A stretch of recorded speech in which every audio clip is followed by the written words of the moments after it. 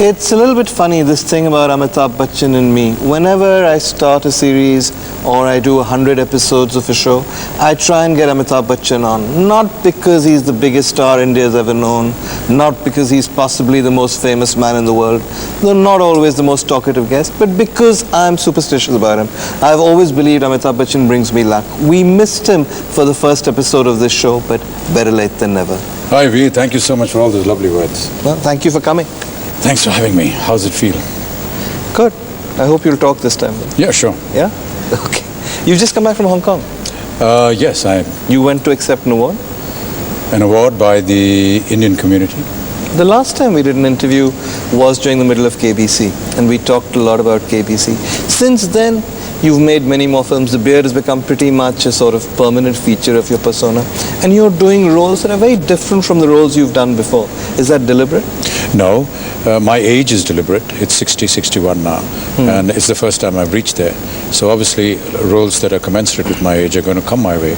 I can't be playing leads anymore. I can't be romancing people anymore. So I play But let's say father, someone like patriarch. Ankhe, there is a sort of negative strain to your character. You're doing more negative roles than before, aren't you? Yes, it's interesting because earlier on you are kind of bound by the Indian commercial escapist cinema format, and the leading men dare not do anything different. But it's wonderful to get an opportunity to do that now. Let's go back to, you took this lengthy sabbatical post-Kodagawa, and then when you came back, you made films like Mrityudata, which was not very well received. You did some films that were well received. Major Saab was well received, did well. Bade Miyan Chote Miyan did well. Do you think in retrospect you chose the wrong kind of films to come back with? I think I chose to go away from the film industry, so to say. You've never Wrongly. answered the question of why you went away. Well, You went away, I and you don't lived have in a- New I York don't for have- a while, and yeah. nobody knew why you did it. I don't have an adequate answer for that. I just felt that maybe I needed a break. Maybe I needed to stop work. We had a pharmaceutical company going.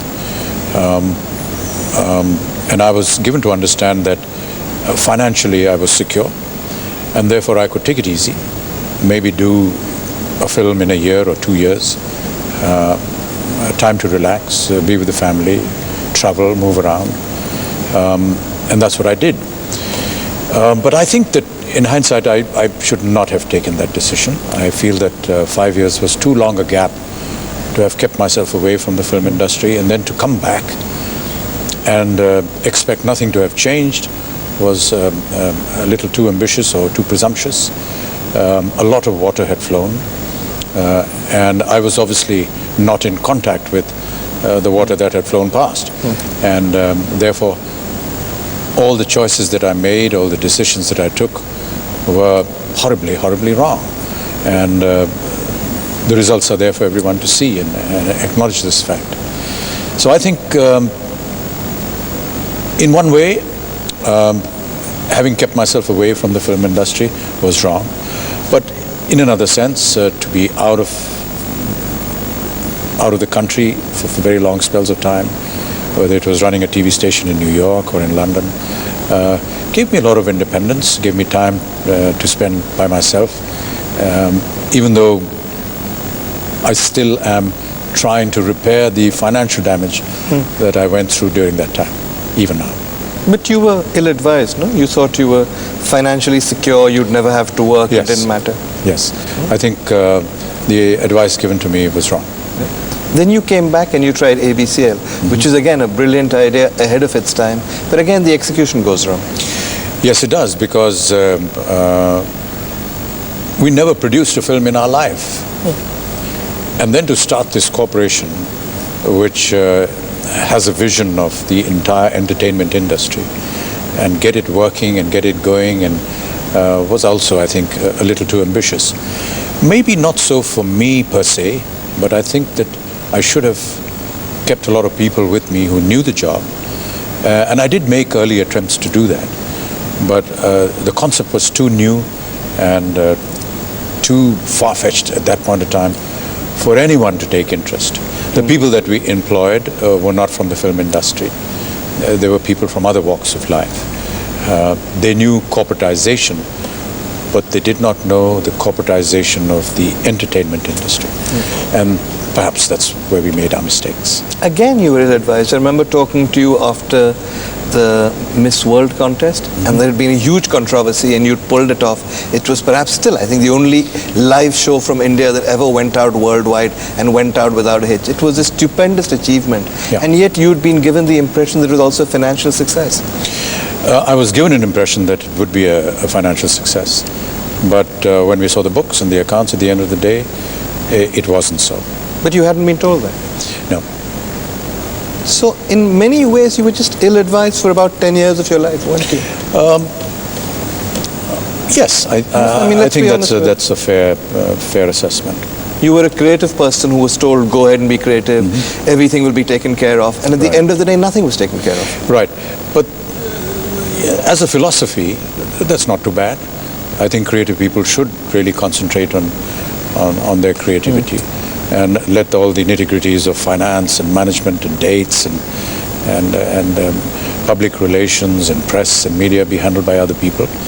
Maybe I didn't construct something, or maybe my brother, who was in charge of all this, decided to now live out of the country and be on his own, which was a fair decision. It was a joint decision. And perhaps I was unable to gather another team together which could either replace him or be able to understand me the way perhaps he did. So at the end of the day, you were left with all the things you thought were going to be looked after were not looked after. There was this huge mess and you were in the middle of it. That's right. Yeah? I want to talk a little bit about that really low phase, but before that I'm going to take a break. Sure. This is going to be significant. Don't go away.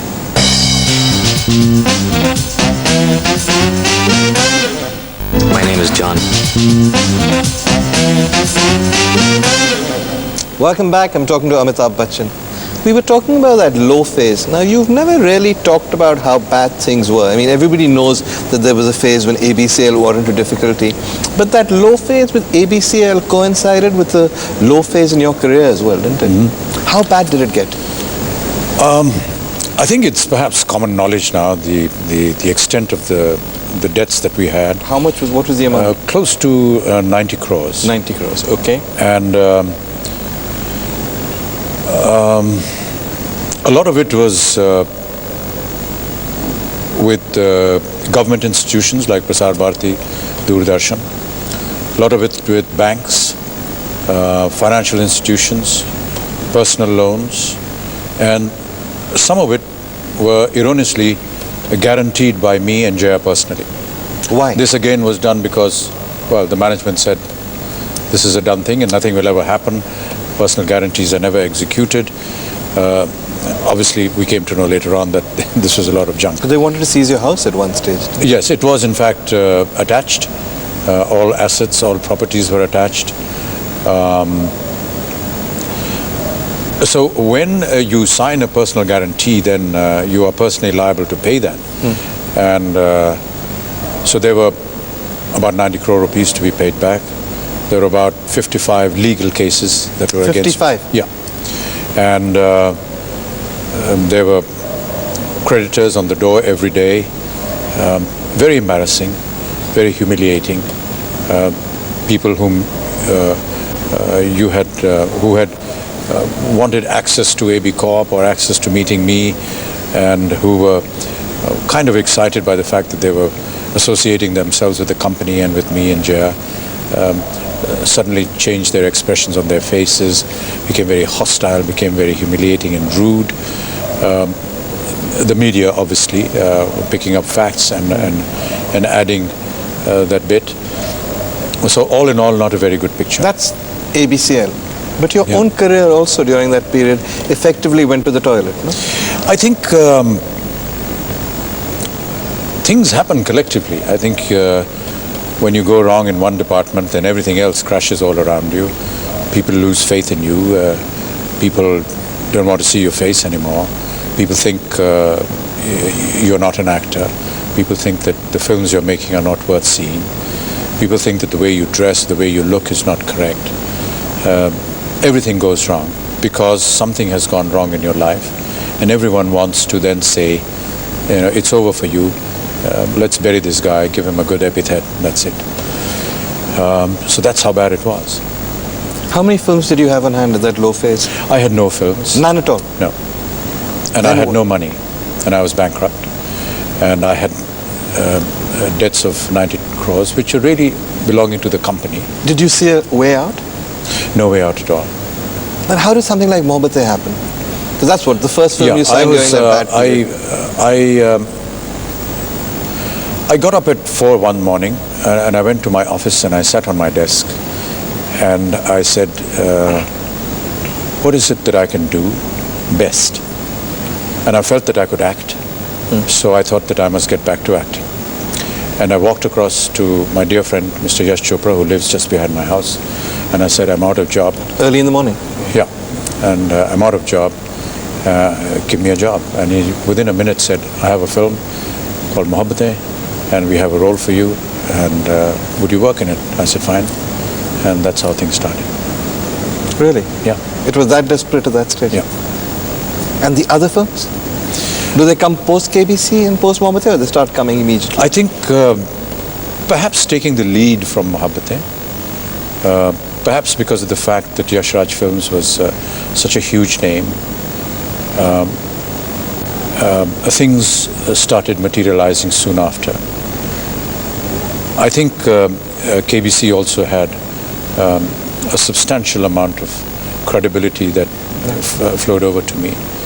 And a combination of these things got me going again.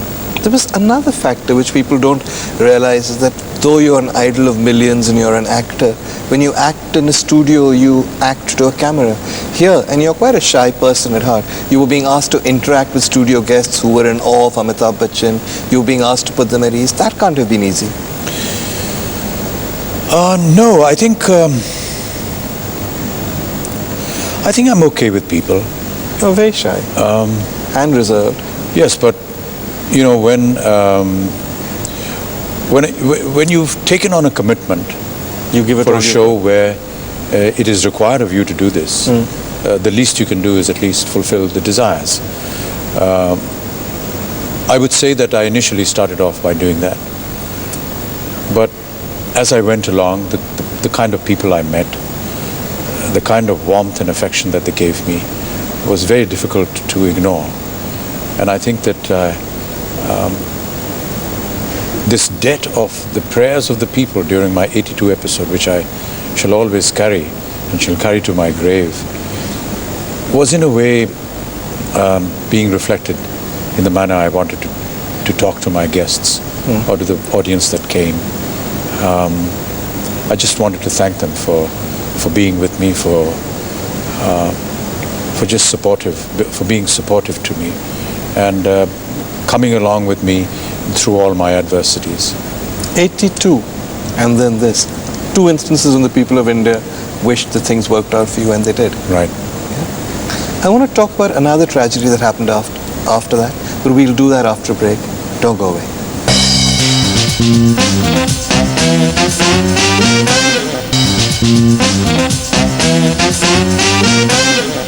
Welcome back. I'm talking to Amitabh Bachchan. Any learnings from that period, that very low phase? I'm so excited that it happened.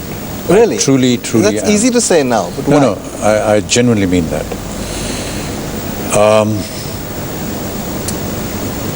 It taught me many things. Like what? Most importantly, it taught me what finance is all about, what money means. Believe you me, I knew nothing of what money was, what finances meant. I still don't know it. But at least I'm in control of whatever I do financially. I'm not doing terribly well on how to manage my finances, but whatever I'm doing, I'm satisfied with what I'm doing. And you do it all yourself? And I do it all myself, and that's a big high. If you look back at your career and you look back at the sort of ups and downs, there was a phase when you came from Calcutta to make it as an actor in Bombay. After the initial success of Anand, there were what, how many flops? I forget. About a dozen at least, yeah? And a very low phase. Then there is the 82 episode, when we nearly lose you. Then there is another phase when you're misdiagnosed with myasthenia and people feel it's a degenerative disease, which of course, thank God it wasn't. Then there's the post-Bofors phase. And then there's this phase. Which was the worst?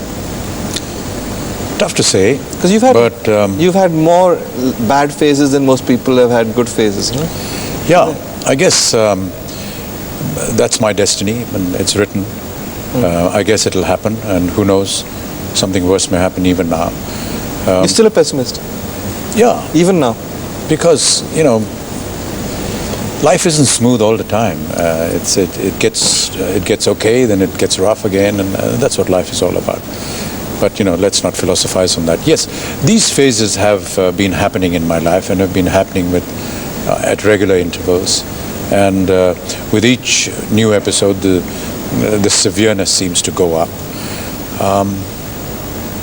I guess it's God's way of wanting to test me, of how I'm going to face the situation and whether or not I'm going to succumb to it. I'm happy that He gives me the strength along with the problems that He gives me. But, I really want to tell Him that I've had enough and maybe He should stop now. The last bad thing that happened to you was that you lost your father, to whom I know how attached you were. Yes. And he's been ill before. I remember one occasion when was it a hip replacement? He had surgery, and you were performing in America. That's right. And you would come back every weekend, taking private planes, taking Concorde, changing, just to be with him in the hospital. That's right. So what was it like when all your efforts this time couldn't work? Well, obviously, we all attached to our parents, and we love them, and we respect them, and we hate losing them. We hate losing any member of our family. Obviously, my father has been an integral part of this family, an integral part of our lives, of our thinking, of our upbringing, and it's tough and very difficult to find that he's not there. But I guess you have to take the loss. This is life. People will live for so many years and then go away. I tried to keep him as comfortable as possible, and I tried to elongate the process of his life to the best of my ability. I tried for almost 15 years. I guess I failed to do any more, and he succumbed. I hope that he's peaceful and happy wherever he is, and I hope that he will continue to look down upon us and guide us the way he has all his life. If you look at your films now, you're doing what, 20 films? Some huge amount? No, I think commitments of, say, 12 or perhaps 15. You seem to be in lots and lots of films. Admittedly, there's not as much work as there was in the old Amitabh Bachchan films, because something like Arman, say, you're mainly in the first half. Right. But you seem to be having a lot of fun. Is that fair? Yeah, I think it comes from the fact that creatively as an actor, I'm given an opportunity to play different kinds of roles. The pressure of success, because you're a leading man and therefore the onus is going to be on you, has now shifted to Shah Rukh Khan and Akshay Kumar and Hrithik Roshan, etc. And the fact that there's not so many days that are involved in each film. 20, 25, 30 days maximum, and you're out into the next project. We will do another interview when we do 100 episodes of this series. What do you think you'll be doing at that stage? I hope I'm still working, Vir. I hope I'm still doing cinema. I don't know, when is it you're going to reach 100 episodes? Well, a couple of years. Couple of years, okay. Maybe I'll still be doing cinema. I wish I could. I wish I could continue acting. I'll be doing some television as well, some leftover of KBC and some new programs with other TV stations, and hopefully trying to spend a little more time with my grandchildren, and hopefully pursue a lot of other things that I've always wanted to do, like learn some languages, learn how to play an instrument, do some gardening, and grow my own potatoes and tomatoes and stuff like that. You're serious? Yeah. You're not serious? No, I am. Yeah. 2 years from now, Amitabh Bachchan superstar to Amitabh Bachchan gardener.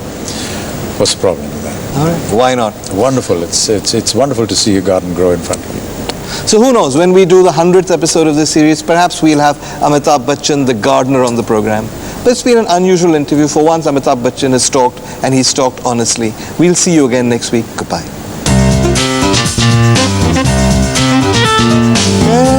This is terrific music. Yeah. You want to wear these dark ones and walk into a restaurant